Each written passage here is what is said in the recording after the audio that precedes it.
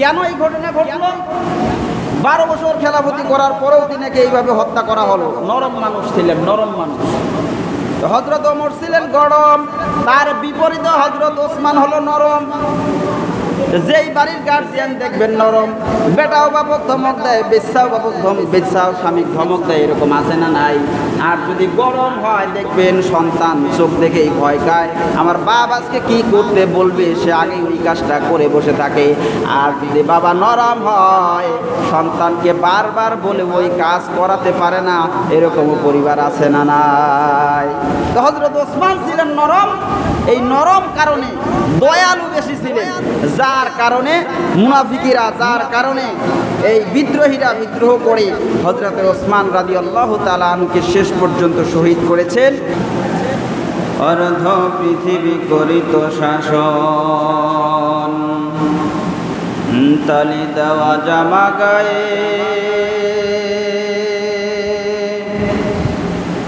আটার বস্তা কাঁধে করে নিয়ে সেবিত দুস্থ মায়ে, আজ কোথা গেল সেই মানব দরদি, আজ কোথা গেল সেই মানব দরদি, তৌহিদি জয়গান,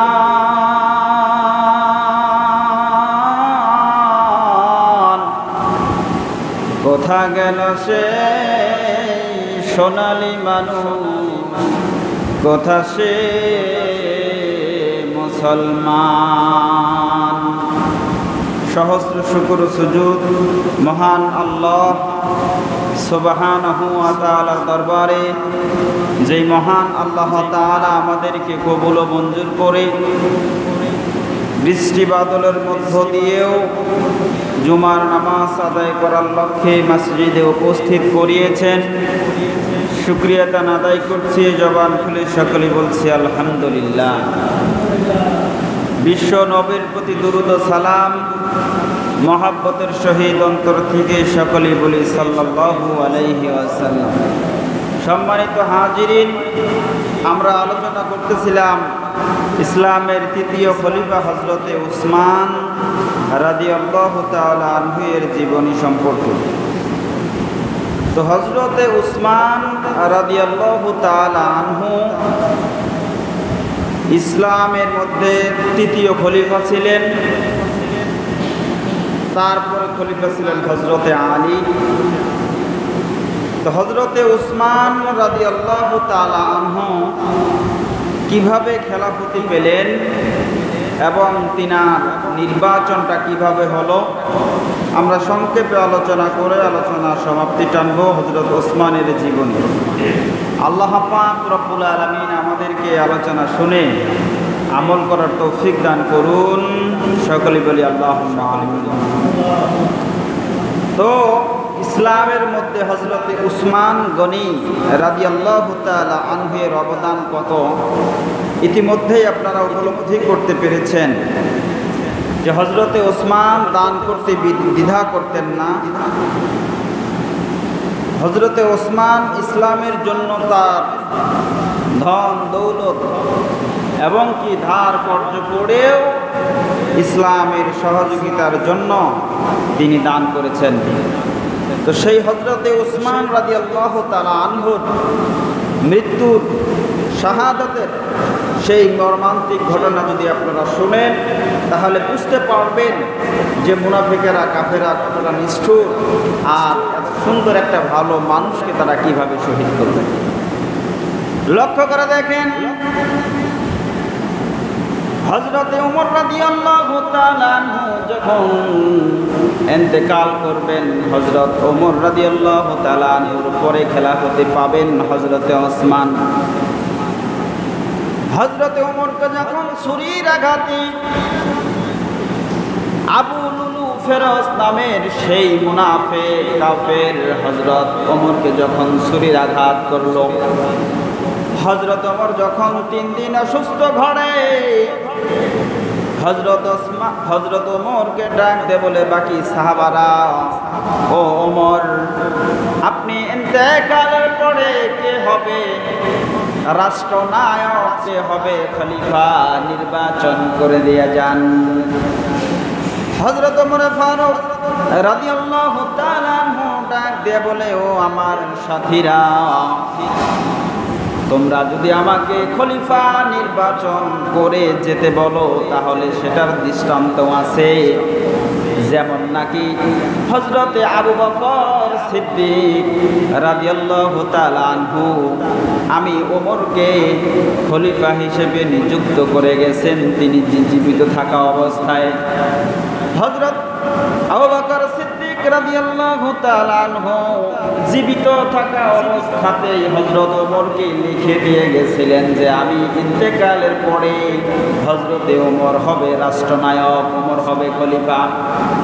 হযরত ওসমানকে ডাক দিয়ে বলেন, হযরত আবু বকর সিদ্দিক রাদিয়াল্লাহু তাআলা আনহু হযরত ওসমানকে ডাক দিয়ে বলেন, ওসমান একটা দলিল বাহির করো, খাতা বাহির করো, আর এখানে লেখো আমি আবু বকর ইন্তেকালের পরে এই খেলাফতের রাষ্ট্রনায়ক, খেলাফতের প্রধান কে হবে। হযরত ওসমানকে ডাক দিয়ে লিখতেছে। এমত অবস্থায় হযরত আবু বকর জ্ঞান হারিয়ে ফেলেন। আর বাকি অংশটুকু হযরত ওসমান লেখেন যে হযরতে আবু বকর ইন্তেকালের পরে খেলাফতি দায়িত্ব গ্রহণ করতে হবে হযরতে ওমরের। এটা লেখার পরে যখন কিছুক্ষণ পরে হযরত আবু বকরের জ্ঞান ফিরল, আবু বকর সিদ্দিক ডাক দিল, ওসমান কি লিখছো দলিলে? দেখতেছে যে দলিলে লেখা হয়েছে আমি আবু বকর ইন্তেকালের পরে খেলাফতের দায়ভার গ্রহণ করতে হবে হযরতে ওমরের। এই কথা যখন লেখা দেখলো হযরত আবু বকর ডাক দিয়ে বলেন, ও ওসমান, তুমি আমার মনের কথাটাই লিখেছো, এই জন্যই আমি তোমাকে আহ্বান করেছিলাম দলিল লেখার জন্য। তাহলে হযরত ওমর ডাক দিয়ে বলতেছেন, আমার যে একজন উত্তম মানুষ, আমার যে একজন বীর পুরুষ হযরতে আবু বকর ইন্তেকালের আগেই আমি ওমরকে খলিফা হিসেবে নিযুক্ত করে দলিল করে দিয়ে গেছিলেন। আর আমি যদি এখন ওই আবু বকরের মতো আবার একজনকে খলিফা নির্বাচন করে যাই তাহলে তো তাও করা যাবে, সমস্যা নাই। কিন্তু হযরতে আবু বকরের চেয়ে আরো একজন উত্তম মানুষ ছিল, যিনি দুনিয়ার কোনো সাধারণ মানুষ নয়, যিনি হলেন বিশ্ব নবীজি। নবীজি ইন্তেকালের সময় কিন্তু কোনো দলিল লিখে যান নাই, কাউকে খেলাফতি দিয়ে যান নাই। অতএব আমি ওমর বিশ্ব নবীকে ফলো করে কাউকে খেলাফতি লিখে দিয়ে যাব না। অতএব আমি একটা নির্বাচন কমিশন করে গেলাম, একটা কমিটি বানায় গেলাম, 6 জনের কমিটি। এই কমিটি যারা হবে পরামর্শ সাপেক্ষে একজনকে খলিফা নির্বাচন করবেন, আর বাকি সবাই তাকে সাপোর্ট করবেন, সাপোর্ট করে দিন আর ইসলামকে ধারণ করবেন। যেরকম সুবহানাল্লাহ। নির্বাচন কমিশন গঠন হলো। ওই মজলিসে একজন ডাক দেয়া বলে, ওমর, তোমার সন্তান তো যোগ্য সন্তান আব্দুল্লাহ, তুমি তোমার সন্তানকে যদি এই খেলাফতের দায়িত্ব দাও তাও তো দিতে পারো, তিনি তো যোগ্য বাপের যোগ্য সন্তান। হযরত ওমর ডাকতে বলে, আল্লাহ তোমার অমঙ্গল করুক। না না, তুমি এই কথাটা বললে আমাকে রাজি খুশি করানোর জন্য, আল্লাহকে রাজি খুশি করানোর জন্য তুমি এই কথা বললে না। আমি ওমর খেলাফতিত্ব করতে রাজি ছিলাম না, আমাকে বাধ্য করা হয়েছে। তাহলে বোঝা গেল যারা দায়িত্ববান, যারা ভালো মানুষ, তারা দায়িত্ব নিতে চায় না, আর যারা অযোগ্য তারা দায়িত্ব নেওয়ার জন্য ব্যতিব্যস্ত হয়ে থাকে। হযরত ওমর ডাকতে বলেন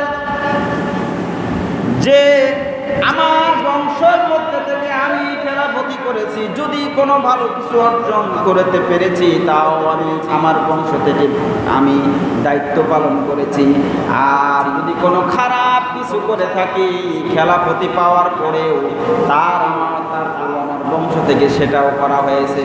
অতএব আমি আমার বংশ থেকে খেলাফতি দায়িত্ব পালন করেছি, আর চাই না আমি ওমর কোনো মতো যদি সেদিন আল্লাহর দরবারে আল্লাহর কাছে ভালো মন্দ কোনো মতন যদি পার হয়ে যাইতে পারি, তাই আমি বেঁচে যাই। অতএব আমার বংশের মধ্যে আমি আর এই দায়িত্ব দিতে চাই না। এবার হযরতে ওমর ফারুক রাদিয়াল্লাহু তাআলা আনহু 6 জনের একটা কমিটি গঠন করে, নির্বাচন কমিশন গঠন করে যখন হযরতে ওমর ফারুক রাদিয়াল্লাহু তাআলা সময় দিলেন, আমি ইন্তেকালের পরে 3 দিন 3 রাত পর এই নির্বাচন অনুষ্ঠিত হবে। আমি ইন্তেকালের পরে 6 জনকে দেওয়া হলো যে তোমরা এই 6 জন নির্বাচন করবা। নির্বাচনের স্থান হলো মা আয়েশার ঘরে হবে নির্বাচন, আর আমি ইন্তেকালের পরে 3 দিন নামাজ পড়াবে সুহাইব রাদিয়াল্লাহু তাআলা আনহু, আর নির্বাচন আয়োজন করবেন হযরতে মিকদাদ ইবনে আসওয়াদ রাদিয়াল্লাহু তাআলা আনহু। হযরত ওমর ইন্তেকাল করলেন। এবার কে হবে রাষ্ট্রনায়ক, কে হবে খলিফা? এবার সবাই তো চিন্তায় চিন্তিত। হযরত ওমর যেমন ছিলেন শুরুতেও গরম, ইন্তেকালের সময়ও গরম।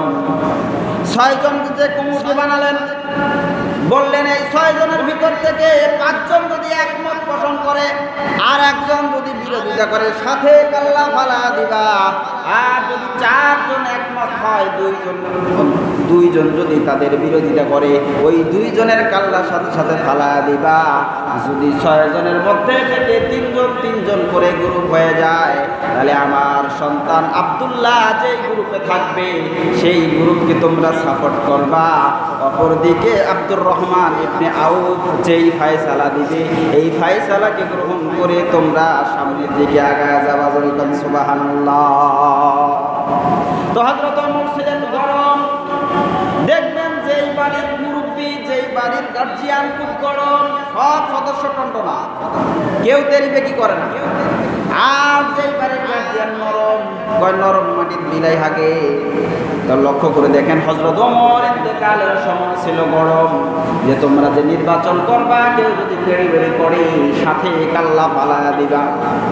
তো হযরত ওমর রাদিয়াল্লাহু তাআলা আনহু যতদিন খেলাফত চলেছে, ইশারায় চলেছে, শুধু ইশারায় করেছে এই কাজ করো, সাথে সাথে সেই কাজ তামিল হয়ে গেছে। কিন্তু হযরতে ওসমানের খেলাফতের সময় ঘটে গেছে তার বিপরীত। কারণ হযরতে ওসমান ছিলেন খুব নরম মনের মানুষ। লক্ষ্য করে দেখেন, এবার যখন 6 জন নির্বাচন কমিটি তারা এবার যখন মায়েশার করে গিয়ে এবার যখন সকলের অনুমতি নিলেন, সকলের মতামত নিলেন, সকলেই মতামত করে যে একজনকে আমির বানানো হলো, যিনি হলেন আব্দুর রহমান ইবনে আউফ। আব্দুর রহমান ফয়সালা দিবে কে হবে এই খেলাফতের প্রধান, কে হবে খলিফা। সকলের মতামত নেওয়ার পরে মসজিদে নববীতে মানুষের ভিড়, যেরকম আমাদের নির্বাচন হয়, নির্বাচনের ফলাফল যখন ঘোষণা করা হয় তখন আমরা টিভির দিকে তাকায় থাকি যে কখন ঘোষণা হবে আর কখন শপথ বাক্য পাঠ করবে কে হবে সরকার, আর কোন আসনে কে হবে এমপি। আমরা যেরকম অপেক্ষায় থাকি, এরকম মসজিদে নববীতে লোকারণ হইচই, কে হবে রাষ্ট্রনায়ক, কে হবে খলিফা। এবার যখন সব দিক বিবেচনা করে হযরতে আব্দুল্লাহ ইবনে আউফ রাদিয়াল্লাহু তাআলা ঘোষণা করবেন কে হবে রাষ্ট্রনায়ক, কে হবে খলিফা। হযরতে আব্দুর রহমান ইবনে আউফ ঘোষণা করে দিলেন, আজ থেকে খেলাফতির দায়িত্ব দেওয়া হলো হযরতে উসমান গনি রাদিয়াল্লাহু তাআলা আনহুকে, এবং তার হাতে তিনি বায়াত গ্রহণ করলেন। হযরত আলী বায়াত গ্রহণ করলেন, সাথে সাথে যারা ছিল সকলেই হযরতে উসমানের হাতে বায়াত গ্রহণ করে তিনাকে খলিফা হিসেবে মেনে নিলেন। যেরকম সুবহানাল্লাহ। 24 হিজরিয়া কে মুহররম সোমবারের দিন সকালবেলা ফজরের নামাজের পরে হযরতে ওসমান গনি রাদিয়াল্লাহু তাআলা আনহু এই খেলাফতি গ্রহণ করলেন। খুব সংক্ষেপ, হযরতে ওসমান রাদিয়াল্লাহু তাআলা আনহু এই খেলাফতি গ্রহণ করার পরে মোটামুটি তিনি খেলাফতির দায়িত্ব পালন করেছিলেন 12 দিন কম 12 বছর, মানে এক যুগ। তো হযরতে ওসমান বলেছিলাম, হযরতে ওসমান ছিলেন খুব নরম দিলের মানুষ। তিনি খুন খারাপি, হত্যা করা, মানুষের উপর অন্যায় অবিচার এই ধরনের কোনো কিছু পছন্দ করতেন না। লক্ষ্য করে দেখেন, মোটামুটি 6 বছর খেলাফতির 6টা বছর কোনো ঝামেলা ছিল না।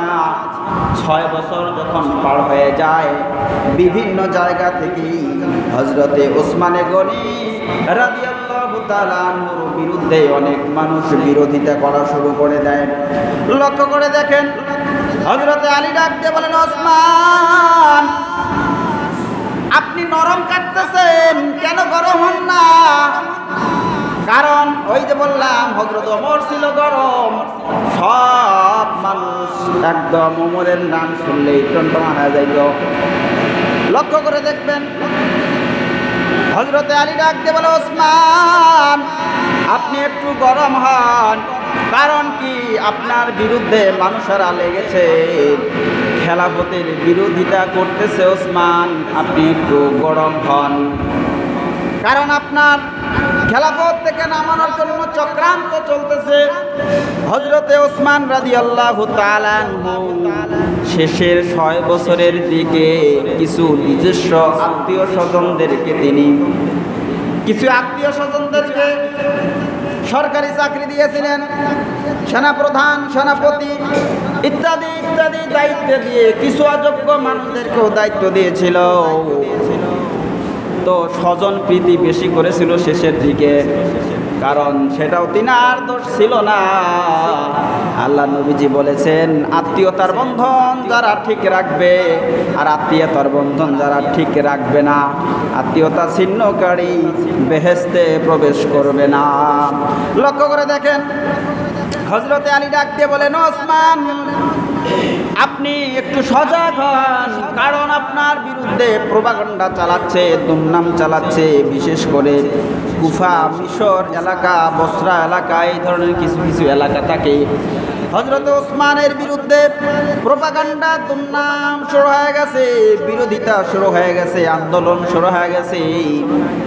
হযরতে ওসমান রাদিয়াল্লাহু তাআলা আনহুকে তিনার খেলাফত থেকে তিনাকে অবসান করাবে, তিনার খেলাফতি আর পছন্দ হচ্ছে না। অনেকেই, বিশেষ করে ইহুদি যারা ছিল, এরা চক্রান্ত করলো হযরত ওসমানকে খেলাফতি থেকে নামানো হবে।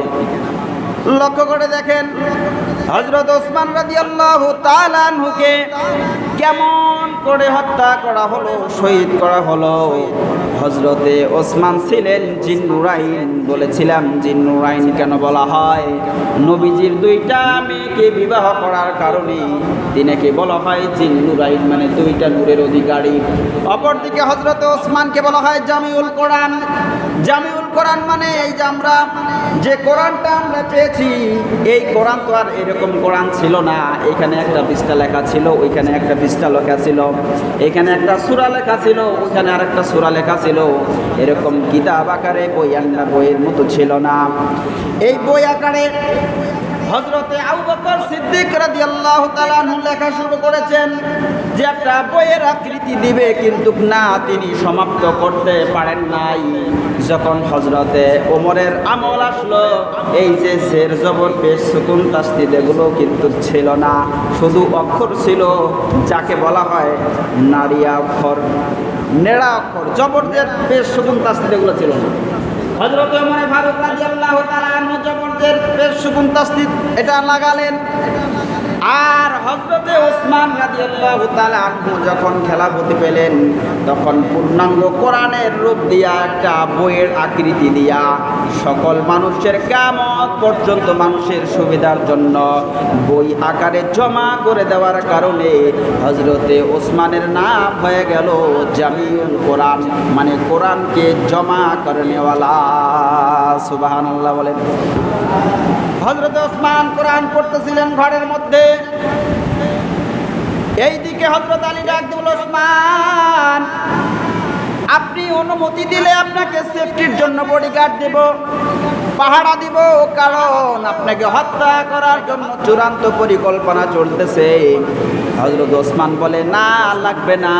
হযরত ওসমান সেটার পক্ষে ছিল না।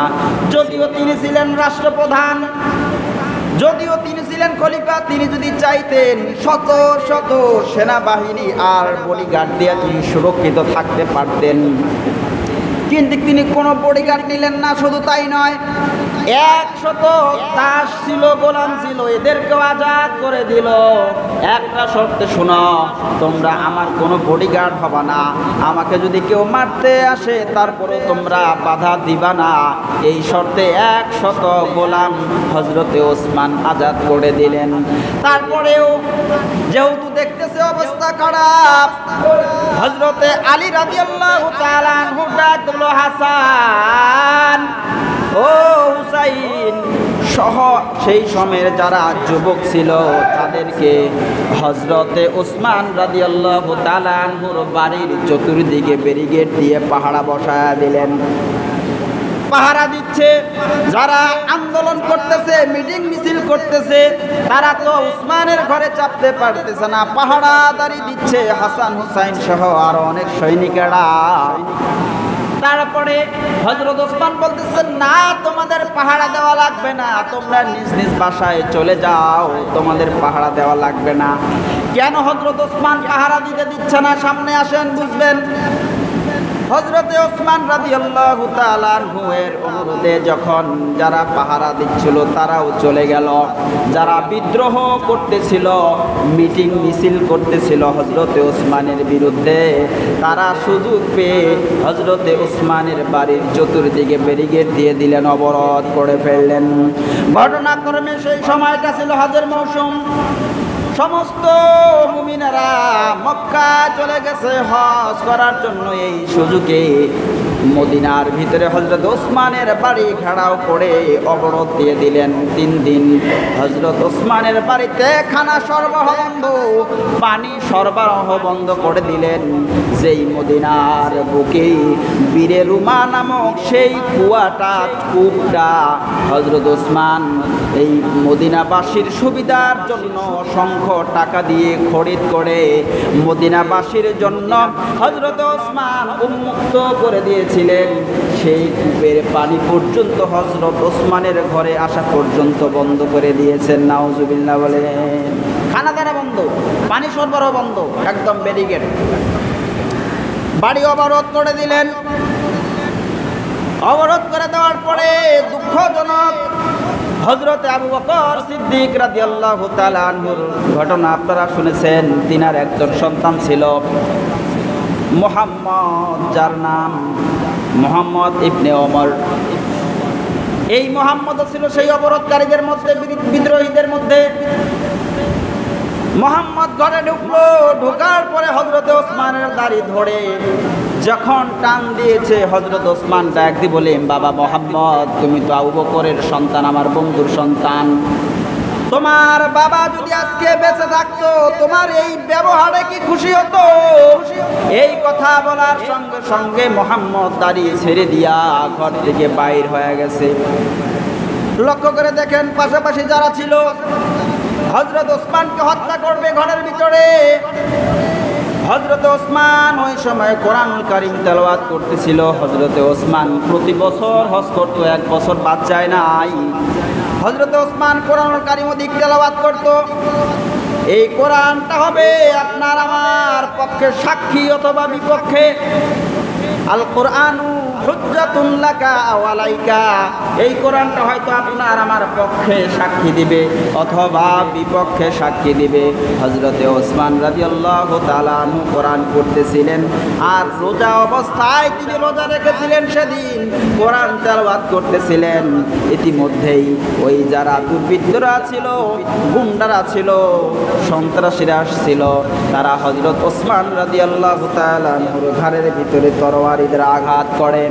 তিনার স্ত্রী যখন সেই তরবারির আঘাত আটকাতে যায়, তার স্ত্রী লাঠির আঙুলগুলো কেটে পড়ে যায়। হযরত ওসমান আটকাতে যায়, হযরত ওসমানের হাতও কেটে যায়। হযরত ওসমান ডাক দিয়ে বলেন, যেই হাত দ্বারা আমি কোরআন লিখেছি তোমরা সেই হাতের উপর আঘাত করলে।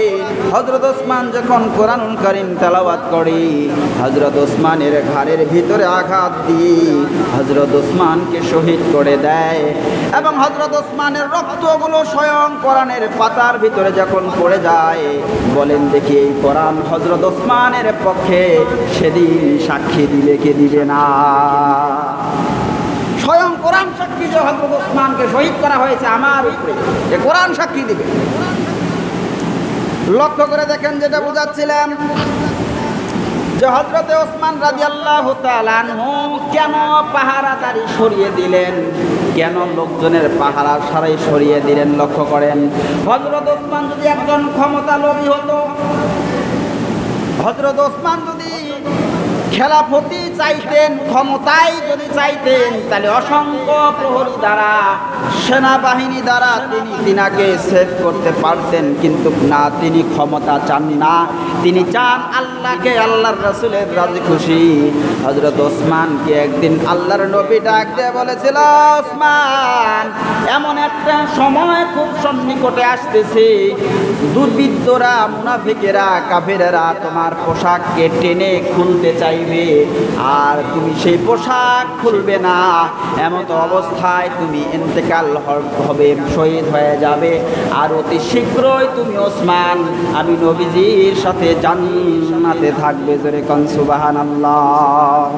এই যে খেলাফতির দায়িত্বটা, এটা হলো পোশাক। নবীজি বুঝে আছেন, অতি শীঘ্রই তুমি একটা পোশাক পাবে, অর্থাৎ দায়িত্ব পাবে। এই পোশাকটাকে ছিনিয়ে নেওয়ার জন্য, দায়িত্বটাকে ছিনিয়ে নেওয়ার জন্য কাফেরেরা, মুনাফিকেরা টানা হেচড়া করবে। তুমি এই পোশাক জীবন থাকতে ছেড়ে দিবে না, তুমি শহীদ হয়ে যাবে। আর শহীদ হওয়ার পরেই তুমি ওসমান, আমি নবীজির সাথে জান্নাতে থাকবে। জোরে কোন সুবহানাল্লাহ।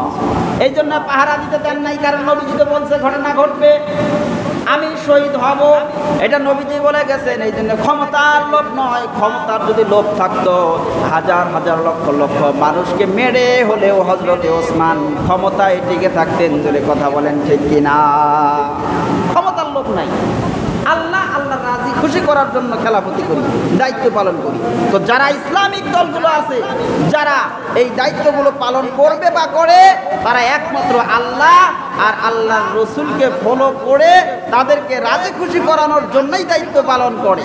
অন্যথায় বাকি যেখানেই যাবেন না কেন, নিজের পেট পূজাটা আগে, এটাই হলো বাস্তবতা। কথা কোন ঠিক কিনা? লক্ষ্য করে দেখেন, যেটা বলতেছিলাম, হযরতে ওসমানকে হত্যা করে দেওয়ার পর 3 দিন লাশ নর্দমায় ফেলায় রাখছে।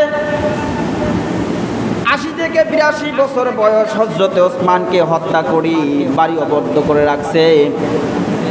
হযরতে উম্মে হাবিবা, নবীজির স্ত্রী মা উম্মে হাবিবা মসজিদে নববীতে ঘোষণা করে দিলেন, তোমরা যদি হযরতে ওসমানের লাশকে দাফন করতে না দাও, আমি উম্মে হাবিবা ঘোষণা দিলাম আমি তোমাদের বিরুদ্ধে যুদ্ধে নামবো। হযরতে উম্মে হাবিবা যখন নাকি এই ঘোষণা দিলেন, তখন যারা দুর্বৃত্তরা ছিল তারা পালিয়ে গেল। হযরত ওসমান জিন্নুরাইন, যিনি 12টা বছর খেলাফতের দায়িত্ব পালন করলেন, তিনার লাশকে মাগরিবের নামাজের পরে, এশার নামাজের আগে চুপি সারে জানাজা করা হয়। জানাজার ইমামতি করেন হযরতে জুবাইর ইবনে মুতিম রাদিয়াল্লাহু তাআলা আনহু। মাত্র 17 জন মুসল্লি নিয়া এই 12 বছর যাবত যিনি খেলাফতি করলেন, তিনার জানাজা নামাজ আদায় করার পরেই তিনার লাশকে জান্নাতুল বাকির একটা স্থানের ভিতরে জানাজা করে ওই জায়গার ভিতরে তিনাকে সমাধি দেওয়া হয়। কেন এই ঘটনা ঘটলো? 12 বছর খেলাফতি করার পরেও তিনাকে এইভাবে হত্যা করা হলো। নরম মানুষ ছিলেন, নরম মানুষ। হযরত ওমর ছিলেন গরম, তার বিপরীতে হযরত ওসমান হলো নরম। যেই বাড়ির গার্জিয়ান দেখবেন নরম, বেটাও বাপক ধমক দেয়, বেচ্ছাও স্বামী ধমক দেয়, এরকম আছে না নাই? আর যদি গরম হয় দেখবেন সন্তান চোখ দেখেই ভয় খায়, আমার বাবা আজকে কি করতে বলবে, সে আগে ওই কাজটা করে বসে থাকে। আর যদি বাবা নরম হয়, সন্তানকে বারবার বলে ওই কাজ করাতে পারে না, এরকমও পরিবার আছে না নাই? তো হযরত ওসমান ছিলেন নরম, এই নরম কারণে দয়ালু বেশি ছিলেন, যার কারণে মুনাফিকিরা, যার কারণে এই বিদ্রোহীরা বিদ্রোহ করে হযরতে ওসমান রাদিয়াল্লাহু তাআলা আনহুকে শেষ পর্যন্ত শহীদ করেছেন। তো হযরতে ওসমান তিনার যে অবদান ইসলামের ভিতরে, সেটা অতুলনীয়। তিনি ছিলেন গণিন, সমস্ত ধন সম্পদ ইসলামের জন্য তিনি বিসর্জন দিয়ে দিয়েছেন, দান করে দিয়েছেন। তো আমরা দানশীল হব, ইসলামের জন্য এগিয়ে আসব, ইসলামের খেলাফত যাতে প্রতিষ্ঠিত হয়, আমরা ইসলামী দলগুলোকে সাপোর্ট করব। কেন এখনো বুড়া হয়েছে, তন্ত্রমন্ত্র নিয়ে পড়া আছে, কি লাভ? কয় টাকা পাবে? মহিলা কবর থেকে আসবে। ইসলামিক দল করেন, আল্লাহর দল করেন, রসুলের দল করেন, যদি পরিত্রাণ পেতে চান। আল্লাহ তাআলা আমাদেরকে সঠিক বুঝার তৌফিক দান করুন। সকলে বলি আল্লাহুম্মা আমিন।